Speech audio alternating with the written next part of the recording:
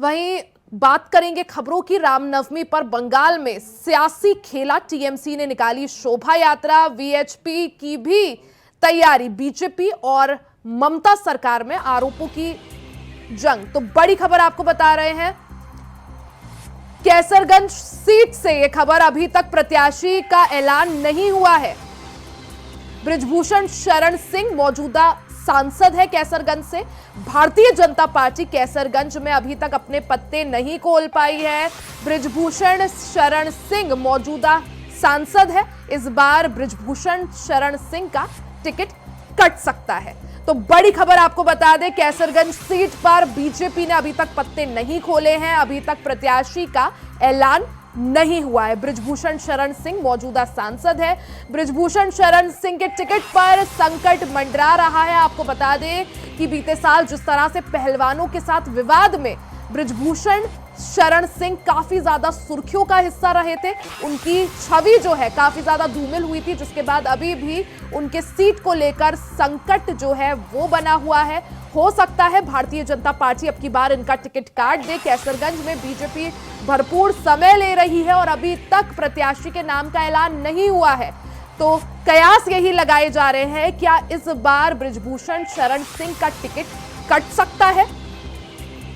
तो बड़ी खबर आपको बता दें, उत्तर प्रदेश में जहां एक तरफ 80 लोकसभा सीटें हैं, वहीं अभी भी 2 ऐसी सीटें हैं, एक कैसरगंज और दूसरी रायबरेली, जहां पर बीजेपी पूरी तरह से कंफ्यूज नजर आ रही है। एक तरफ जहां 19 अप्रैल से पहले चरण के लिए वोटिंग शुरू हो रही है, 19 अप्रैल से वोटिंग की शुरुआत हो जाएगी, वहीं दूसरी तरफ बीजेपी अभी भी 2 सीटों को लेकर असमंजस की स्थिति में है, जिसमें चर्चित सीट कैसरगंज भी शामिल है। कैसरगंज वही सीट है जहां से अभी मौजूदा सांसद बृजभूषण शरण सिंह है और बृजभूषण शरण सिंह का अपना एक दबदबा है पूरे क्षेत्र में। ऐसे में बीजेपी अभी भी कैसरगंज को लेकर कंफ्यूज है। हो सकता है, कयास यही लगाए जा रहे हैं कि बृजभूषण शरण सिंह का टिकट अब की बार भारतीय जनता पार्टी काट सकती है। तो कैसरगंज को लेकर कंफ्यूजन की स्थिति बरकरार है, असमंजस की स्थिति बरकरार है। वहीं बृजभूषण शरण सिंह के टिकट को लेकर भी कंफ्यूजन है। अभी तक बीजेपी ने कैसरगंज सीट से अपने प्रत्याशी के नाम का ऐलान नहीं किया है। खबर पर ज्यादा जानकारी के लिए हमारे साथ प्रियम पाठक, ब्यूरो चीफ, जुड़ चुके हैं। प्रियम, अगर बात की जाए, 2 ऐसी सीटें हैं, एक कैसरगंज और दूसरी रायबरेली, दोनों ही सीटों पर बीजेपी जो है कंफ्यूज दिखाई दे रही है। अगर बात की जाए कैसरगंज की, तो बृजभूषण शरण सिंह का क्या टिकट कट सकता है? और यह देखिए, बिल्कुल 80 लोकसभा की सीटों वाले उत्तर प्रदेश के अंदर 73 सीटों पर बीजेपी अब तक अपने कैंडिडेट के नाम की जो घोषणा है वो कर चुकी है। 5 सीटें बीजेपी ने अपने सहयोगी दलों को दी हैं और जो 2 सीट बची हुई हैं, जिसमें एक केसरगंज और एक रायबरेली है, इन पर अभी तक प्रत्याशियों की घोषणा नहीं की गई है। और इन सीटों पर ऐसा नहीं कि बीजेपी कंफ्यूज है, इस वजह से उसने नामों की घोषणा नहीं करी है। तो जानकारी से बता दी कि कहीं ना कहीं बीजेपी की रणनीति का एक हिस्सा है कि बीजेपी लास्ट बॉल तक मैच को ले जाना चाह रही है और इसलिए इंतजार कर रही है कि जब तक अभी वक्त है थोड़ा सा इस पर रुका जाए, क्योंकि केसरगंज की जो सीट है, अगर आप देखें तो काफी विवादित सीट रही है और इसमें जो पिछली बार सांसद बने थे बीजेपी के बृजभूषण शरण सिंह, उनको लेकर किस तरीके का एक विवाद जो है वो देखने को मिला था। तो 2 तबकों में कहीं ना कहीं ये माहौल जो है वो देखने को मिला, एक जो उनके समर्थन में है, एक जो उनके विरोध में है। और शायद यही वजह है कि बीजेपी अभी तक अपने आप को इन सीटों पर अपने कैंडिडेट्स के नाम की घोषणा करने से रोक रही है। शायद वो चाहती है कि पहले और दूसरे चरण का जो मतदान है वो हो जाए, उसके बाद में जब जो नतीजा बनेगी उसको देखा जाएगा और वो क्या कुछ कहती है, माहौल देख के क्या कुछ लगता है, उस लिहाज पर तय किया जाएगा कि इन सीटों पर किन प्रत्याशियों को उतारा जाएगा। क्या बृजभूषण सिंह को वापस बीजेपी जो है वो टिकट देगी, या उनके परिवार के किसी सदस्य को देती है, या फिर किसी और को ही जो है वो यहाँ पर कैंडिडेट के तौर पर बीजेपी उतारती है। और देखिए, बीजेपी की रणनीति को इतना समझना इतना आसान नहीं है, क्योंकि बीजेपी क्या कर रही है, क्या सोच रही है, क्या उसका मास्टर प्लान चल रहा है, तो ये समझ पाना थोड़ा सा जरूर मुश्किल होगा। क्या होगा ये कहीं ना कहीं कह सकते हैं कि जब तक बीजेपी खुद से अपना पत्ता नहीं खोलेगी, तब तक ये स्थिति जो है वो स्पष्ट नहीं हो पाएगी कि इन सीटों पर किन लोगों को कैंडिडेट बिल्कुल के तौर प्रियम, पर यही उतारा जा वजह रहा है कि भारतीय जनता पार्टी अपने अचानक लिए हुए फैसले या सरप्राइजेस के लिए भी जानी जाती है। वहीं अगर बात की जाए, जिस तरह से आपने कहा कि ऐसा नहीं है कि भारतीय जनता पार्टी कंफ्यूज है कैसरगंज को लेकर, बात यह है कि आखिरी बॉल तक मैच ले जाना चाह रही है और अपने पत्ते अभी नहीं खोल रही है। कुछ ना कुछ पर्दे के पीछे रणनीति जरूर होगी। बिल्कुल साफ तौर पर कह सकते हैं, इसके पीछे भी बीजेपी की रणनीति है और बीजेपी अपनी रणनीति के लिए ही जानी जाती है और इन सीट पर भी बाकायदा सोची समझी बीजेपी की प्लानिंग है और इसी वजह से इन 2 सीटों को रोका गया है। 73 सीटों पर कैंडिडेट्स के नाम जो है वो घोषित कर दिए गए हैं। इसके अलावा अगर आप देखिए तो इस तरीके की जो असमंजस वाली सीटें, केवल ऐसा नहीं कि यही 2 थी, और भी कई ऐसी सीटें हैं जहां पर विपक्ष मजबूत है या जहां पर कहीं ना कहीं कह सकते हैं वो सीटें पारंपरिक रूप से विपक्षी पार्टी, चाहे समाजवादी पार्टी की हो, कांग्रेस की हो, उनकी रही, तो उनपे भी बीजेपी कंफ्यूज हो सकती थी, लेकिन ऐसा नहीं किया। बीजेपी ने इन 2 सीटों को रोका हुआ, इसके नाम की घोषणा नहीं की गई, तो इसके पीछे इसकी प्लानिंग है और प्लानिंग जो है वो जब बीजेपी चाहेगी तभी समझ में आएगा, सामने खुल के आ पाएगा कि आखिर बीजेपी की इनके पीछे क्या प्लानिंग है। और इसीलिए माना जा रहा है कि शायद बीजेपी ब्रजभूषण शरण सिंह को भी रिपीट कर सकती है और शुरू में उसको लेकर जो है विरोध का माहौल ना बने। पहले 2 चरण में पश्चिम में चुनाव होना है वो संपन्न हो जाए, उसके बाद में हो सकता है बीजेपी इन सीट पे अपने कैंडिडेट्स के नाम की घोषणा करे और उसमें कोई सरप्राइज वाली बात नहीं होगी अगर वापस से बीजेपी जो है ब्रजभूषण शरण सिंह को बतौर कैंडिडेट के तौर पर उतारती है। बीजेपी देखेगी, अगर उसको लगता है कि ऐसा करने से उसके समीकरण बेहतर हो रहे हैं, उस कैंडिडेट की जीत जो है वहां पे सुनिश्चित है, तो बीजेपी ऐसा भी कर सकती है या उनके किसी परिवार के सदस्य को भी जो है वो टिकट दे सकती है। और शायद ये वजह है कि आप देखें तो अभी इस बात का अनुमान लगा पाना काफी मुश्किल हो रहा है कि इन 2 सीटों पर बीजेपी किनको बतौर कैंडिडेट। जिस तरह से केसरगंज सीट से ब्रजभूषण शरण सिंह मौजूदा सांसद हैं बीजेपी के टिकट पर, हमने देखा किस तरह से विवादों में काफी ज्यादा घिरे रहे, पहलवानों ने कई तरह के आरोप इन पर लगाए, जिसके बाद आलोचना भी काफी हुई, छवि भी काफी ज्यादा खराब हुई।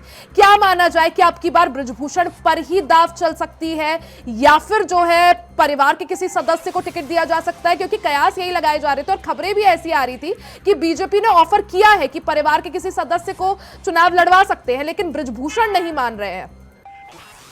देखिए रिया, इसलिए की खबरें जरूर आ रही हैं। ब्रजभूषण भी जो है बड़े कद्दावर नेता के तौर पर जाने जाते रहे हैं और कहीं ना कहीं उनका जो कद रहा है उस लिहाज से देखें तो कहीं ना कहीं अभी इसीलिए शायद ये असमंजस की स्थिति है और यही लिए अभी बीजेपी रुकी हुई है कि इन सीट पर किस कैंडिडेट को उतारा जाएगा। शायद ब्रजभूषण शरण सिंह जो मांग कर रहे हैं कि खुद उन्हीं को टिकट जो है वो दिया जाए, बीजेपी की तरफ से जो सुनने में आया, हालांकि इसकी कोई आधिकारिक रूप से पुष्टि नहीं कि बीजेपी ने उनके परिवार के किसी सदस्य को ऑफर किया है और बीजेपी क्या कुछ प्लान कर रही है, इस बात का कयास लगाना बहुत मुश्किल है। बीजेपी अपनी रणनीति के लिए जानी जाती है और सबसे अहम बात है गोपनीयता उनके हर प्रोग्राम में, हर एक चीज में जिस तरीके से देखने को मिलती है, तो उसमें बीजेपी अभी क्या प्लान कर रही है, क्या उसकी रणनीति होगी। बिल्कुल प्रियम, क्योंकि उत्तर प्रदेश काफी ज्यादा महत्वपूर्ण है, क्योंकि पूरे चुनाव की देश में जो दिशा और दशा है वो यूपी सेट करता है। ऐसे में देखना बड़ा दिलचस्प होगा कि केसरगंज और रायबरेली से आखिर बीजेपी अपने पत्ते कब खोलती है और किनको मौका देती है। आप नजर बनाए रखें। बहुत बहुत शुक्रिया तमाम जानकारी के लिए। खबर रायबरेली से है, जहां शराबियों का आतंक बढ़ता जा रहा है। बता दी कि एक शराबी युवक ने जिला अस्पताल में जमकर हंगामा मचाया, साथ ही एम्बुलेंस चालक और इमरजेंसी के स्टाफ के साथ गाली गलौज भी की। बताया जा रहा है कि युवक स्थानीय लोगों की सूचना पर किला बाजार से एम्बुलेंस से आया था। मामला शहर कोतवाली क्षेत्र के जिला अस्पताल के पास का बताया जा रहा है।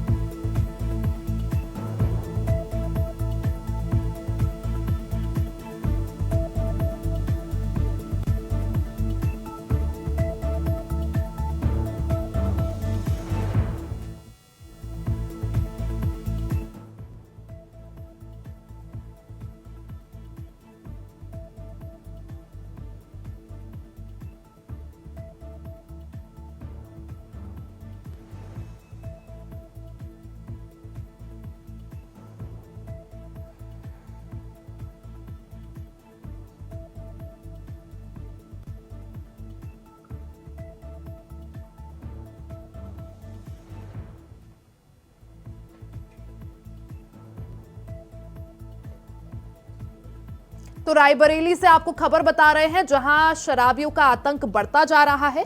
एक मामला रायबरेली से सामने आया है, जहां एक शराबी युवक ने अस्पताल में पहुंचकर अस्पताल स्टाफ के साथ बदतमीजी की, साथ ही इमरजेंसी में तैनात एम्बुलेंस में भी तोड़फोड़ की। तस्वीरें आपको दिखा रहे हैं।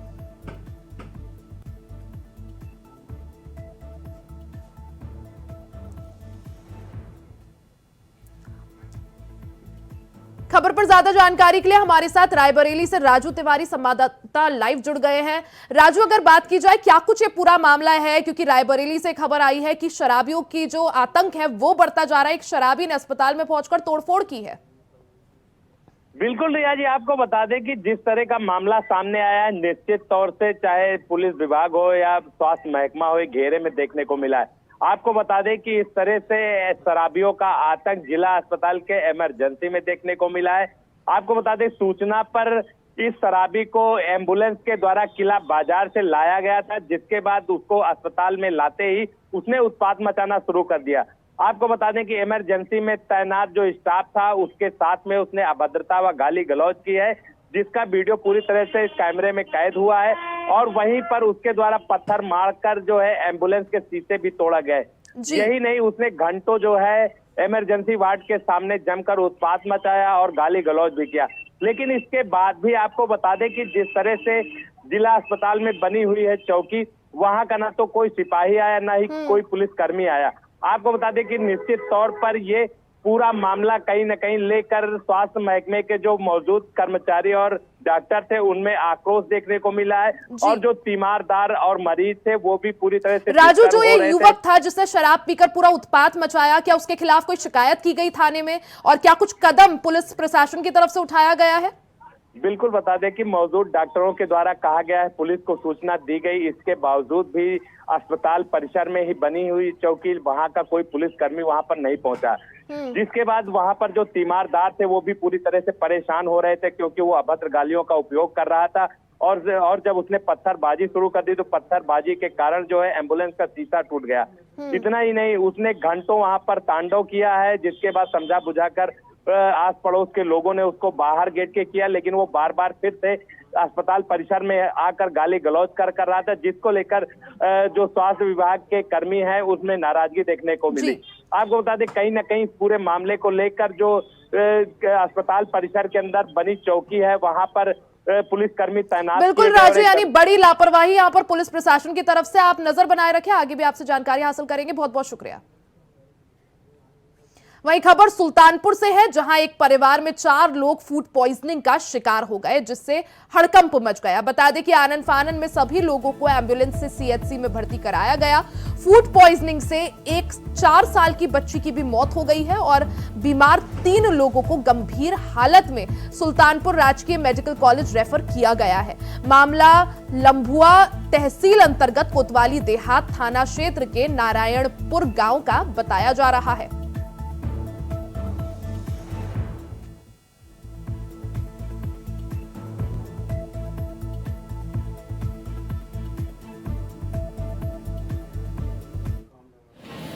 अधीक्षक बधैया द्वारा मुझे सूचित किया गया कि अस्पताल पर ग्राम नारायणपुर के 4 बच्चे लाए गए हैं जो फूड पॉइजनिंग से ग्रसित हैं। इसमें एक बच्चे की मृत्यु हो चुकी है। उन्होंने प्राइमरी उपचार के बाद 3 बच्चों को मेडिकल कॉलेज सुल्तानपुर भेज दिया है। मैंने खुद जाके जिला मेडिकल कॉलेज में बच्चों का हाल चाल लिया, सब बच्चे ठीक ठाक हैं। और उस गांव का दौरा किया, गांव में स्थिति सामान्य है।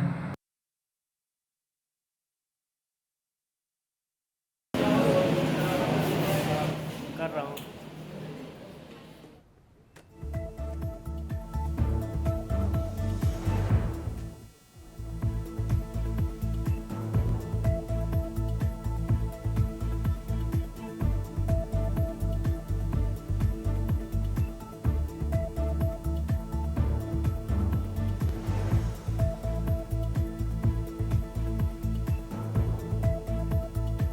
खबर पर ज्यादा जानकारी के लिए हमारे साथ शैलेश श्रीवास्तव संवाददाता जुड़ गए हैं। शैलेश, सुल्तानपुर से ये फूड पॉइजनिंग का मामला आया है जिसमें एक बच्ची की भी मौत हो गई है। क्या जानकारी इसको लेकर, क्योंकि जो 3 जो अभी भी गंभीर रूप से जो बीमार है उनकी हालत क्या है?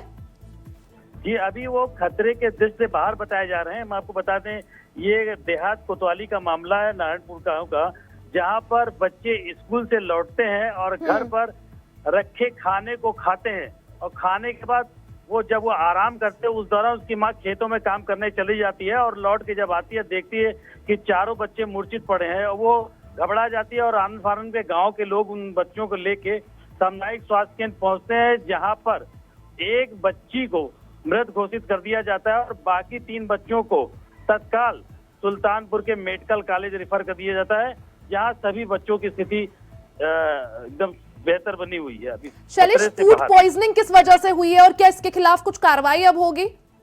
मौके पे सीएमओ जो सुल्तानपुर है वो गए थे, वहां का निरीक्षण किया, उन्होंने ऐसा कुछ पाया नहीं है अभी, लेकिन बच्चों की हालत स्थिर है अभी। जी शैलेश, जैसा आपने कहा सीएमओ मौके पर पहुंचे थे, कुछ पाया नहीं गया, क्या पता चला है जांच में अभी तक कि क्या कुछ खाने से, क्या कुछ बाहर की चीज खाई थी या घर का ही बना हुआ खाना खाया था जिससे फूड पॉइजनिंग हुई? घर का ही अपना खाना रखा था और बच्चे स्कूल से लौट के आते हैं, रखे हुए भोजन को करते हैं और वो सब आराम करने के लिए चले जाते हैं। माँ भी खेतों में चली जाती है काम करने और वो जब लौट के आती है तब वो देखती है कि बच्चे मूर्छित पड़े हुए हैं, कोई उठ नहीं रहे, कोई उल्टी कर रहा है। तब आनंद फार्म में बच्चों को नजदीकी स्वास्थ्य केंद्र पहुंचाया जाता है, जहां पर एक बच्चे की हालत ज्यादा खराब होने पर उसकी मौत हो जाती है। बाकी 3 बच्चों को सुल्तानपुर के मेडिकल कॉलेज में भेजा जाता है, जहां पे उनका समुचित इलाज किया गया और वो खतरे से बाहर हैं। ठीक है शैलेश, आप नजर बनाए रखें, बहुत बहुत शुक्रिया जानकारी के लिए। वहीं रामनवमी के पावन अवसर पर देश भर के मंदिरों में विशेष इंतजाम देखने को मिले हैं। इसी कड़ी में श्री राम लल्ला के मंदिरों में भक्तों की भारी भीड़ उमड़ी है। इस दौरान भक्तों से खास बातचीत की हमारे संवाददाता विवेक कुमार ने। जौनपुर में रामनवमी पर्व को लेकर जो है भक्तों में एक गजब का उत्साह देखने को मिल रहा है। इस वक्त हम मौजूद हैं जौनपुर के और श्री संगत जी के मंदिर में, जो राम जी का मंदिर है, और राम भक्तों में एक उत्साह है प्रभु राम के दर्शन के लिए और भक्त जो है दरबार में पहुंच रहे हैं। आज जो है रामनवमी पर्व को लेकर सीएम योगी ने जो है राम भक्तों की बधाई दी है और सीएम योगी ने कहा कि प्रभु राम लला का प्राण जो है हिंदुस्तान है और भारत जो है प्रभु राम लला का प्राण है। और तस्वीरों में आप देख सकते हैं किस तरह से जो है सुबह से ही भक्त जो है राम के दरबार में पहुंच रहे हैं। आज दोपहर जो है 12:16 पर जो है प्रभु राम लला का जो है जन्म उत्सव होगा। हमारे साथ बात करने के लिए कुछ यहाँ पर जो है राम भक्त हैं, उनसे जानने का प्रयास करें। भैया, कैसी तैयारी चल रही है अभी? बहुत ही भव्य तैयारी है। सबसे पहले हम सभी देशवासियों, नगरवासियों को रामनवमी की हार्दिक बधाई देते हैं। और जौनपुर के शाहगंज में सबसे भव्य तरीके से रामलला का जन्मोत्सव 12:16 पर यहाँ मनाया जाएगा।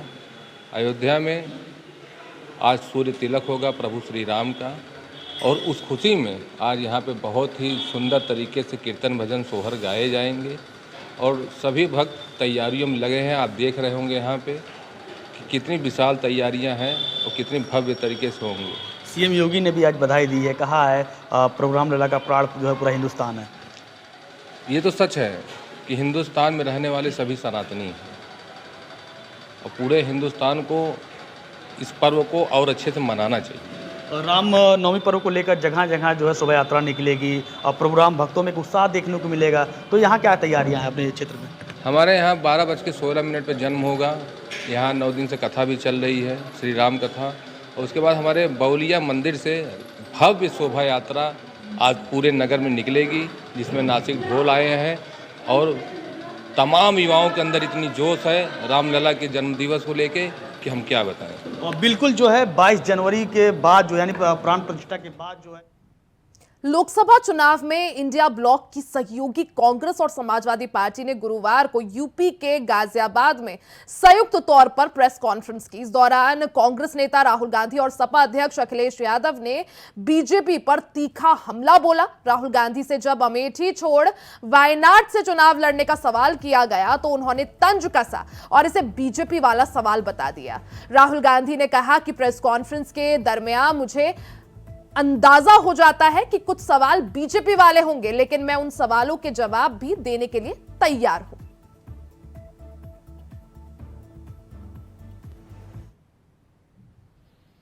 नैतिकता का बुलबुला था वो भी टूट गया। इलेक्टोरल बॉन्ड ने इनका बैंड बजा दिया। भारतीय जनता पार्टी सभी भ्रष्टाचारियों का गोदाम बन गई। न केवल भ्रष्टाचारियों को ले रहे हैं, बल्कि भ्रष्टाचारियों ने जो कमाया है उसको भी अपने साथ रख रहे हैं।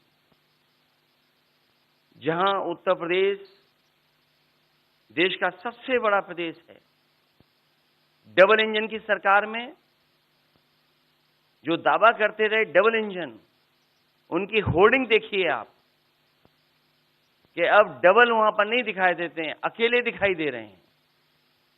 इनके प्रत्याशी होर्डिंग से गायब हैं और चुनाव के बाद होर्डिंग पे जो अकेले हैं वो भी गायब हो जाएंगे। लोग तो गुजरात छोड़कर पीएम बनने के लिए बनारस आते हैं, आप बाय नाइट चले गए, तो क्या अमेठी या रायबरेली से आप लड़ेंगे? ये बीजेपी वाला क्वेश्चन है। ये पत्रकार का सवाल। पहले opening ball BJP question. Very good, शाबाश। देखिए, अमेठी की बात कांग्रेस का डिसीजन है। जो भी मुझे ऑर्डर मिलेगा मैं वो करूंगा। सीईसी मीटिंग हमारी पार्टी में सीईसी मीटिंग्स में ये डिसीजन लिए जाते हैं। बट पहला बीजेपी का क्वेश्चन, गुड क्वेश्चन। मैं सीट्स का प्रेडिक्शन तो नहीं करता हूं, जनरल बात कह सकता हूं कि बीजेपी को मुझे लग रहा था 15-20 दिन पहले कि 180 तक जाएंगे, अब मुझे लग रहा है 150 तक जाएंगे। हर स्टेट में हमें रिपोर्ट मिल रही है कि हमारा चुनाव इंप्रूव कर रहा है और अंडर करंट है। जहां तक गठबंधन की बात है, यूपी गठबंधन की बात है, बड़ा पावरफुल गठबंधन है और बहुत अच्छा परफॉर्मेंस होगा हमारा।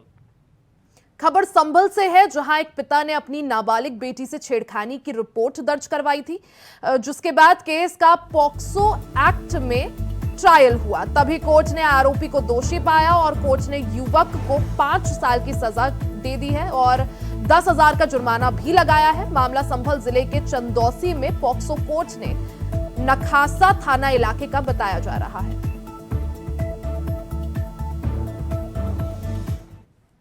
देखिए, ये थाना नखासा का मामला है। थाना नखासा में एक गांव पड़ता है लखौरी जलालपुर। यहाँ का एक अभियुक्त था साने आलम पुत्र सफीक। इसके द्वारा अपने पड़ोस में रहने वाली एक नाबालिग बच्ची से छेड़छाड़ और अश्लील हरकत की गई थी। पीड़िता के पिता के द्वारा इसमें रिपोर्ट दर्ज कराई गई थी और जब ये ट्रायल के लिए माननीय न्यायालय में अपर जनपद न्यायाधीश प्रथम चंदौसी के न्यायालय में जब ये मामला ट्रायल के लिए आया, तो मेरे द्वारा इसमें उत्तर प्रदेश सरकार की तरफ से इसमें ट्रायल किया गया और आज इसमें इस अभियुक्त को दोषी मानते हुए न्यायालय ने 5 वर्ष की सजा और 10,000 रुपये का जो है अर्थदंड से इसको दंडित किया है। खबर जौनपुर से है, जहां किराना की दुकान में भीषण आग लग गई। आग लगने का कारण शॉर्ट सर्किट बताया जा रहा है। वहीं आग लगने से दुकान में रखा 50,000 का सामान जलकर राख हो गया। तभी स्थानीय लोगों की मदद से आग पर काबू पाया गया। मामला शाहगंज कोतवाली क्षेत्र के श्रीरामपुर मोहल्ले का बताया जा रहा है।